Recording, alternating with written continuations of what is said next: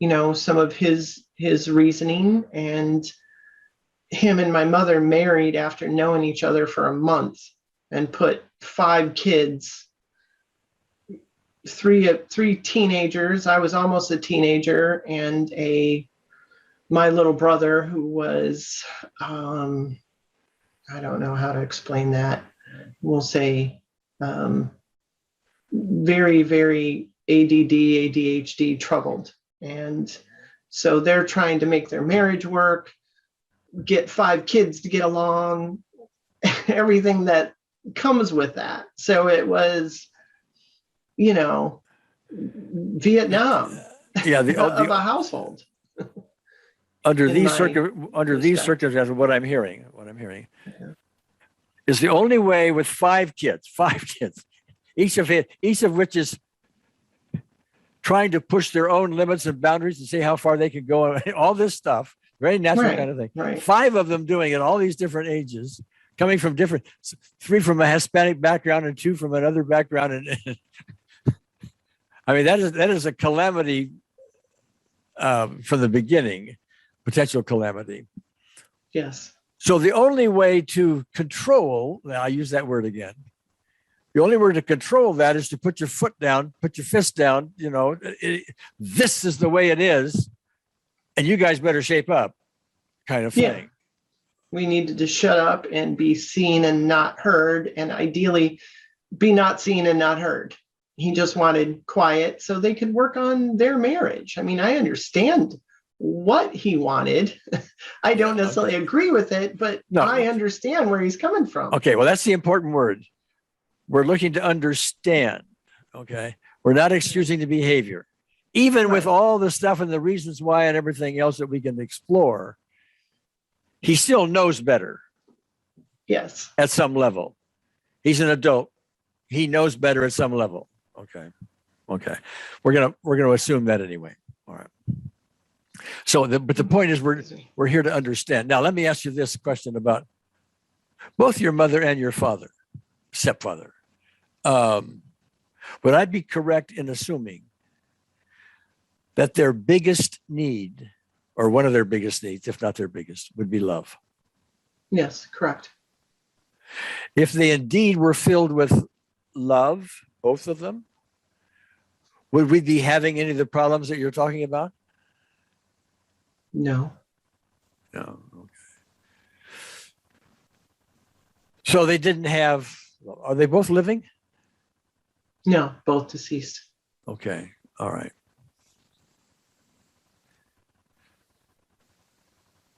So what I want to get to, what we want to end up trying to do our best at owning, is the idea that none of this is your issue. It's their issue is what I'm trying to say. You may have bought it, yes. Yeah.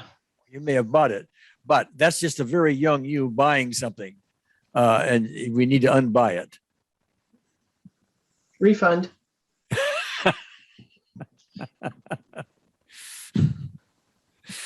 You've got this sense of humor I want to put in a bottle, my dear me, and sell it to the world or something. I guess, but refund. I mean, technically, that's what EFT does. Yeah. Well, okay. So I have in mind, let's bring in unseen therapists. We've done a little reframing. Okay. We talked about some background. We explored some stuff, where stuff are coming from, and this kind of stuff. We've put some stuff, hopefully, on the table. So I'm thinking of doing an unseen therapist session, but the aim here, at least as I'm seeing, and I want you to correct this aim if there's something missing in it. There's a presumption in this aim. The presumption is you have bought a bunch of stuff from your parents, mother, stepfather, which is understandable. It has not been resolved in you. It has fear in it and a bunch of stuff like that. Time has gone on. You've gotten older, and your system is now, seemingly because of that, developing symptoms: AFib, hiatal hernia, acid reflux.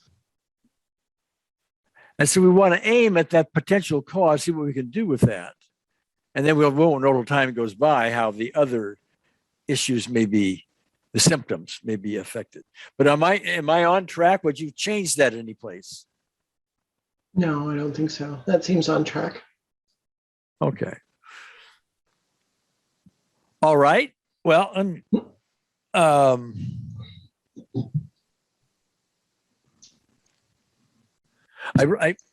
I didn't take many notes. I've been talking. I didn't take many notes here. I wrote down age 6. What was there at age 6 that we talked about? Can you recall? Oh, the Christmas school Christmas pageant, and I walked home, and my mom yelled at me for not waiting for my ride. Yeah. Okay. Called you stupid. Right. Yeah. Yeah. Okay. All right. Which I don't specifically remember her saying that, but I remember her yelling at me and being very angry. Okay. I think what I'd like to do, because we usually launch off of a specific event, is to take something around dinner time at 4:00. And that's around age 10 or 11. Okay. Now, right. I know other stuff with your mother is built up, like age 6 and other things. I understand that. But now you've got your stepfather in there adding to it. Okay.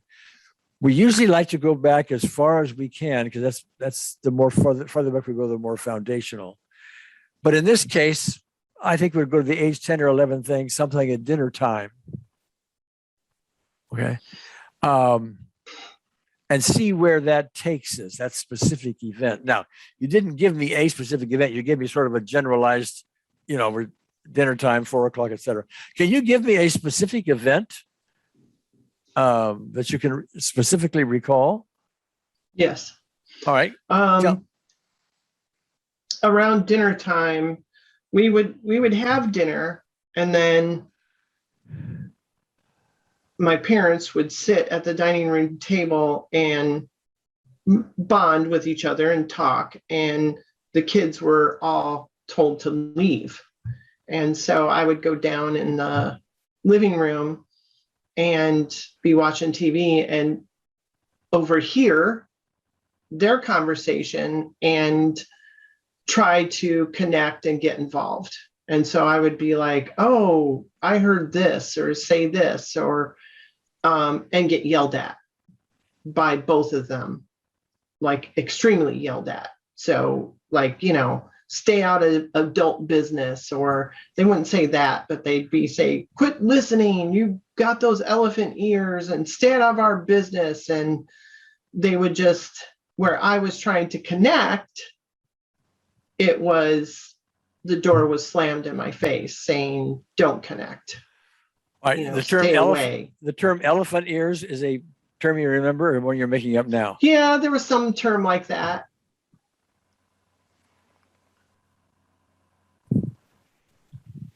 I'm making a note here. Hold on. Something like that in there. And I just remember the yelling and. Okay. Now that's what they did. Remember, what we're looking for is your response. What was it? Just hurt, emotionally hurt. I would just go away and all right, disconnect and shut down and just go watch TV or. All right. Let me ask you this. We did this before earlier, but on this event, I want to ask you, if you closed your eyes and ran this movie, this scene, being yelled at, and the elephant ears, stop listening, and for adult conversation, all that stuff. What number from 0 to 10 would you think you would get to? I guess a 9. All right. The guess is good enough for our purposes here. As you're making that guess, are you feeling anything physically? A tightness someplace, or what? Yes, my chest and stomach. It feels like hurt. Okay, and it feels like a little heartburn. which is a symptom of acid reflux a lot of times. Oh, okay. So you are, as you tune into this, even though you're guessing, you're getting some form of, you're calling it heartburn, but some form of physical response like acid reflux. Yeah, I'm feeling chest pains on my right side, which are usually heartburn in my experience and my doctor's view. And usually I'll take a heartburn medication or something, or I'll walk around and burp and it goes away. Okay. All right. Okay. So we're going to launch off of this. This is the place we're going to bring the unseen therapist. There are other things going on in and around it. We'll see where we go, but this is going to be fairly simple for you because I'm going to narrate the whole thing. Okay. And you just, close your eyes and go along with it and so on. However, it would be very useful if you joined in on this, should you remember something or something else pops up in all of this, because that's you and I and the unseen therapist working together. Love is best when shared. Okay. So if anything comes up, feel free to say, hey, wait, I just thought of this or whatever. Okay. Other than that, we're going to go have this little journey, and sometimes unseen therapist has a little sense of humor, so you got to put up with that sometimes. We'll see. Okay. All right. So go ahead, close the eyes. Take a nice, deep, relaxing breath. And as a way of aligning yourself with unseen therapist pure love, just go ahead and just recall a simple, loving moment and nod your head whenever you're there. All right, good. Yeah, we're just aligning ourselves, and she's always guiding us, by the way. We're not always listening. That's the point. But for now, we're saying, hey, listen, we're going to hand a little something to you. We're going to want a little help. And we are listening. But she does a little dance. Hooray, hooray, somebody's listening. Okay. So shift your focus now, Amber. Back to, age 10, 11, something like that. You've finished dinner. You're off in another room, and you can hear your parents talking, trying to bond, doing their adult kind of, and you, a very natural kind of thing, you're overhearing it. And you're trying to comment on this, trying to get some love, if you will, trying to be part of the picture, this kind of thing. And you get, instead of, gee, that's a good point, or something nice like that. Okay. Thanks for listening. Thanks for what you're saying. You're getting something like, stop listening to us adults, elephant ears. There's a hurt going on. Maybe some fear, maybe some guilt, but something about you is now feeling, I'm going to use the term unloved. Would that be a good term? Yes. Okay. Feeling unloved.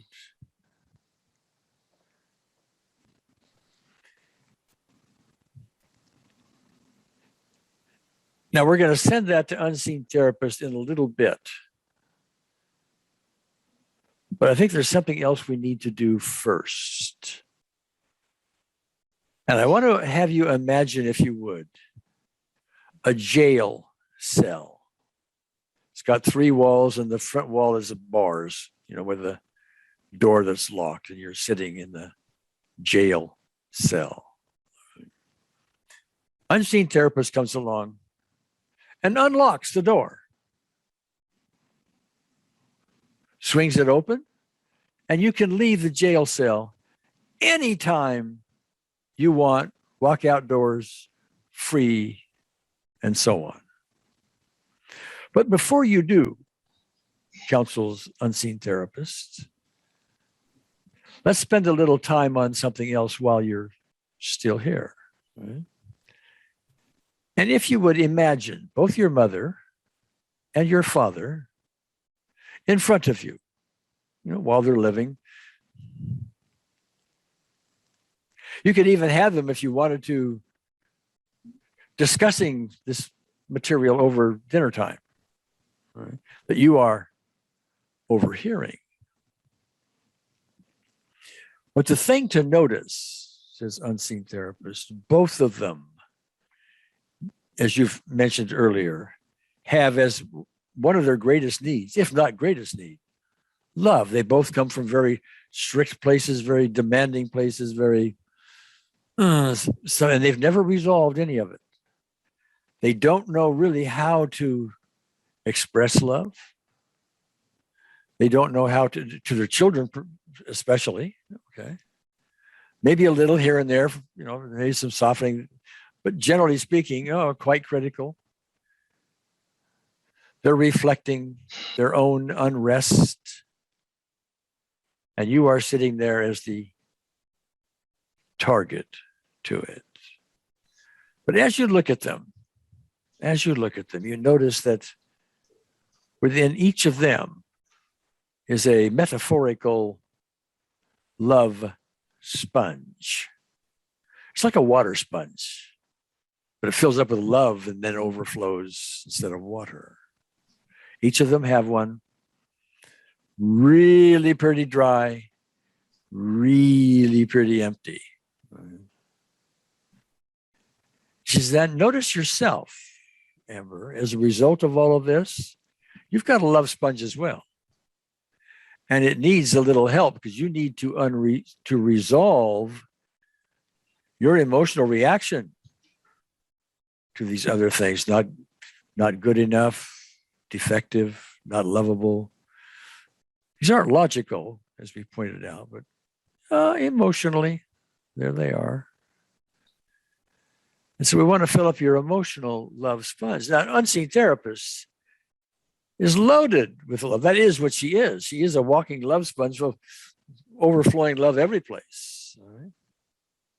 It's very easy for her to share her love with you.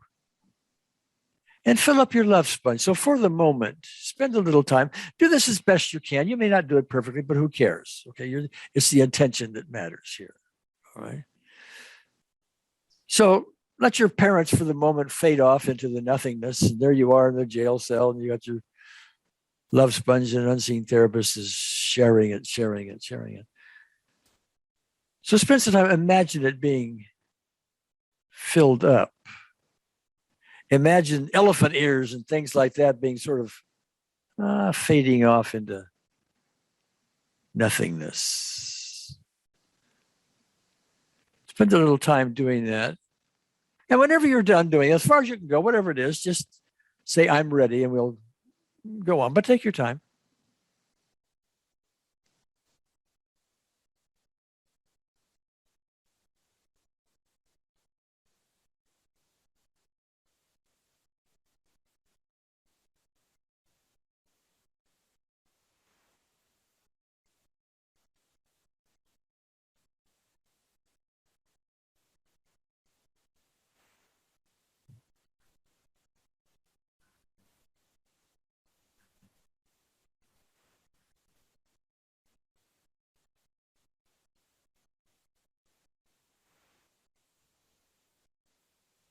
Okay.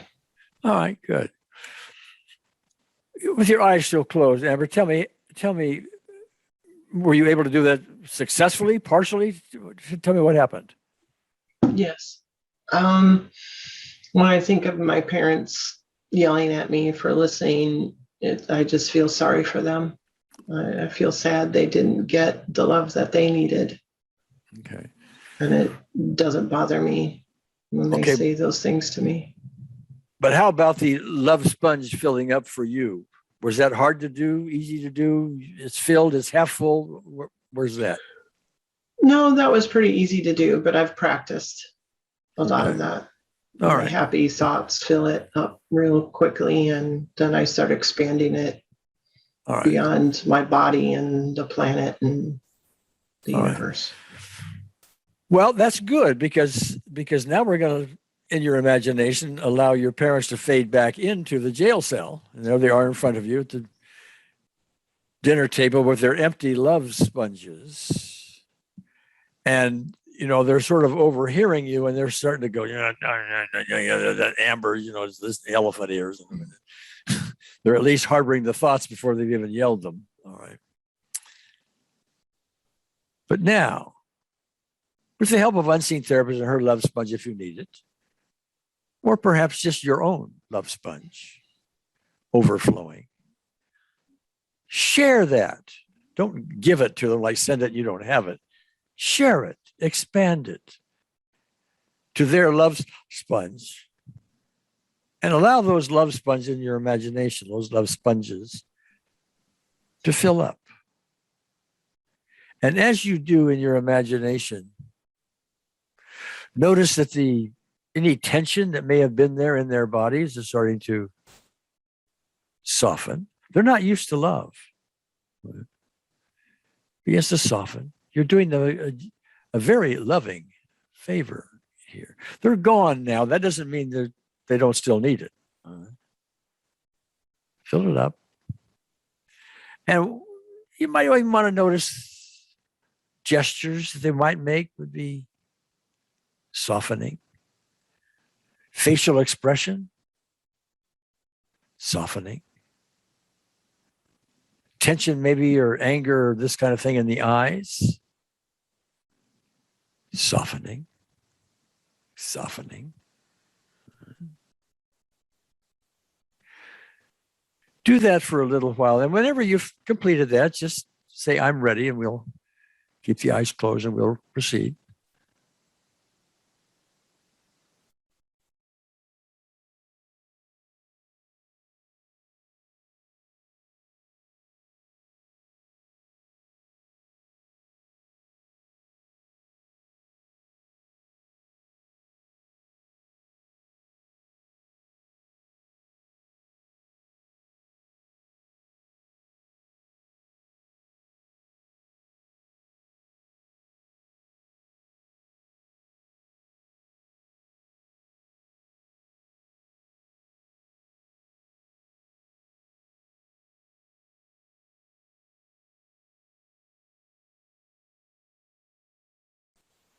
Okay. All right, good. All right, now, got one more thing we want to do here. And that is, when we started here, before we brought an unseen therapist, you were guessing that your emotional response, the hurt involved, was like a 9, and you had some physical things, tightness in your chest and your stomach, and a little heartburn, this kind of thing. That's in your imagination now. And we're not asking you to actually create AFib, you know, acid reflux and hiatal hernia and the like. But imagine them for the moment. We're going to give it to the unseen therapist as a metaphor. In fact, we're going to create a metaphor for this. It's as though the heartburn, the AFib, and the related things was like an unwanted vibration around your heart. Ta-ta, ta-ta, ta-ta, like that. Again, we're not asking you to make your heart vibrate. It's an imaginary metaphor. Unseen therapist sees this. She understands what it's all about. She understands this is your reaction, your response as a very young child to something you could not control at that time. You're on the wrong end of elephant ears type statements. You're being yelled at. You're hurt. Ta-ta, ta-ta, ta-ta, ta-ta. In your imagination, unseen therapist then sends or you allow her to send a nice, cooling, loving, healing breeze. It goes towards you, enters into your chest, surrounds your heart very lovingly, very lovingly. And that unwanted vibration, all of those symptoms involved who have less and less cause now start to fade. Ta-ta, ta-ta, ta-ta, ta-ta, ta-ta, ta-ta, ta-ta, ta-ta, ta-ta. Then we'll do that again. Metaphorically, unwanted vibration around your heart represents all these symptoms, including AFib. Here comes ta-ta, ta-ta, ta-ta. Here comes the cooling breeze. Ta-ta, ta-ta, ta-ta, ta-ta, ta-ta, ta-ta. And maybe, if you can, notice your parent sitting there in the jail cell, about ready to leave, by the way, looking at you with a very loving gaze. And maybe for the first time, if you can imagine it, they are saying something nice to you. They're inviting you into the conversation. If it works, fine. If not, but let them then leave to freedom the jail cell. You are still there. Ta-ta, ta-ta, ta-ta, ta-ta, ta-ta, ta-ta, ta-ta. So do that cooling breeze, ta-ta, ta-ta, ta-ta, again and again. More times if you want, until you've gone as far as you think you can go. And then just open your eyes and we'll talk. No, don't open your eyes. Don't open your eyes. Just say, I'm ready. We have one more thing to do.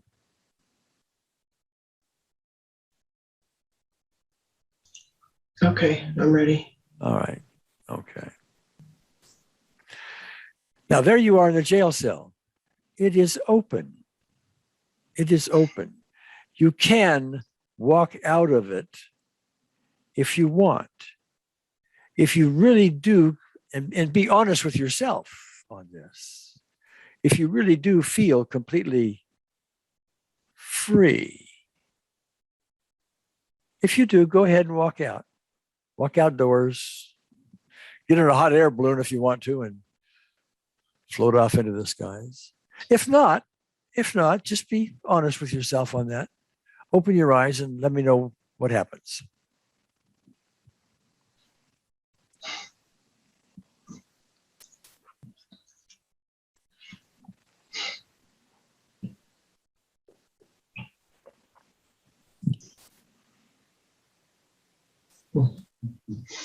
Okay.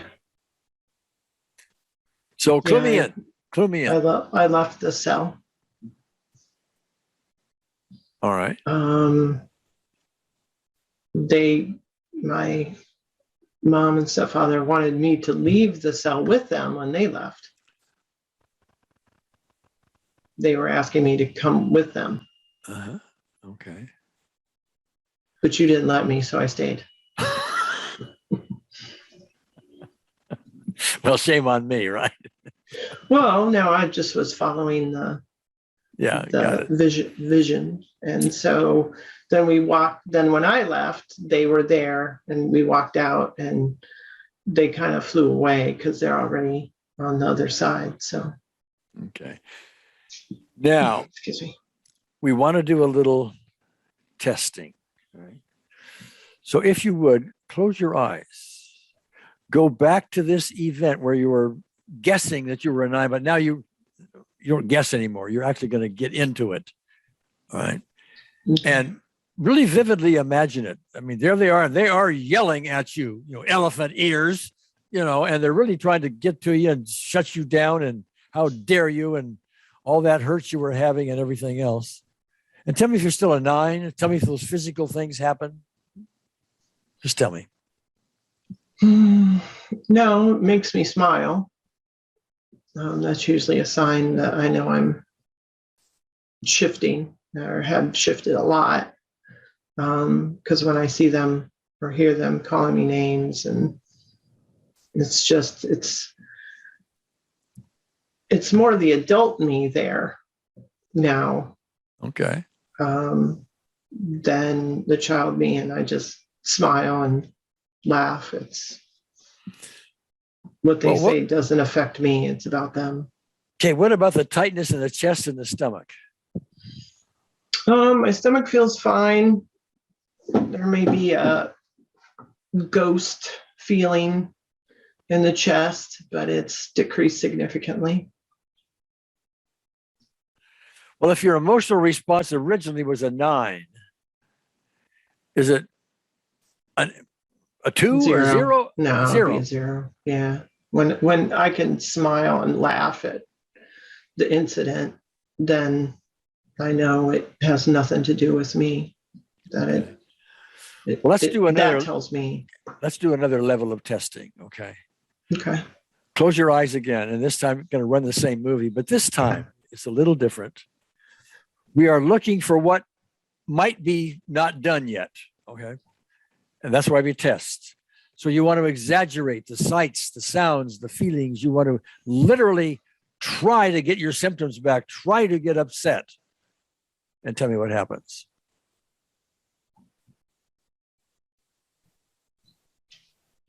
Still funny to me. Okay. All right. Well, that's open the eyes. Okay. Okay. That of course is a good clue that we did something worthwhile here. Okay. But again, I never want to be fooled by a temporary result. So tomorrow morning when you get up, run that same movie again and see what shows up. Chances are there'll be, if something shows up, some intensity. It will be another aspect, something that wasn't on the table to begin with. Something else related shows up, kind of thing. So you want to go after that one, with the skills you're learning in our advanced course and all of that.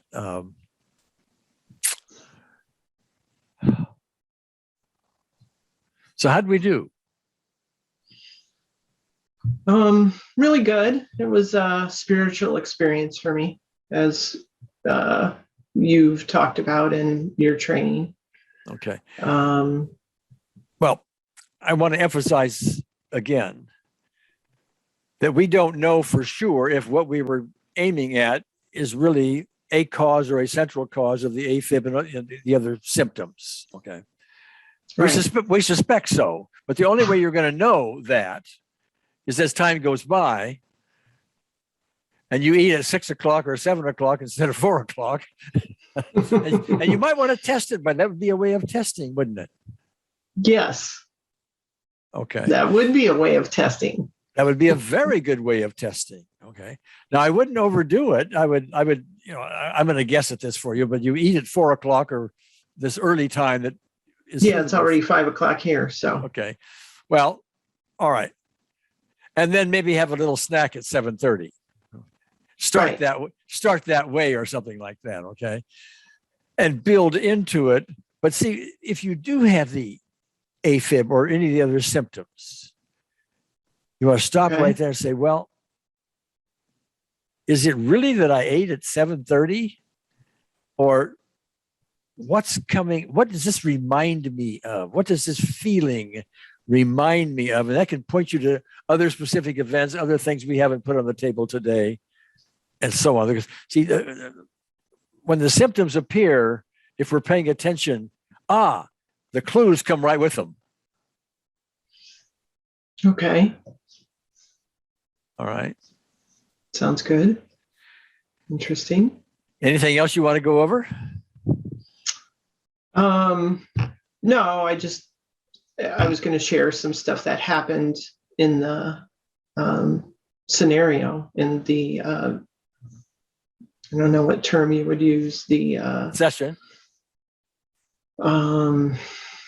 what is it, a vision, when the visualization. And I don't know if you want to leave this in or edit it out. It's up to you later. Go ahead. But both my stepfather and my mother came to me in a way here, in not in my visualization, but outside of it, because they have both since passed. And so they both came to me as they are now. And that was a whole different experience. They were more enlightened beings, if you will, whatever term you choose to describe that. And they were just sending me love and saying sorry, but yet they're not the same beings they were when they were here. In the jail cell, in that visualization, they were just apologizing to me and saying sorry, and were, when the love expanded and they experienced their love sponge filling, they were like, their eyes got big and they just started crying and feeling like they got hit by some sort of energy beam or field that they had never experienced. And their whole beings changed. And then they were saying sorry and stuff like that. And then my stepfather and mother appeared to me as beings from the other side, and my stepfather kissed me on the forehead, which was quite strange and quite beyond him when he was living. But not obviously now. So that was a very interesting experience, and not surprising to me, because that has happened to me before, where somebody from a loved one from the other side has come forward to me in ways, not all the time, but once in a while. And it's usually a very loving, and I was experiencing tears when all of that happened. So it was very profound lesson in how what others do to us has nothing to do with us. And what we do to other people has nothing to do with them. They take it on that way, however, and needs some resolution. Which I did. Yeah. Which I took on what they were venting. Yeah. And I can see it so much more clearly and not feel hurt over it.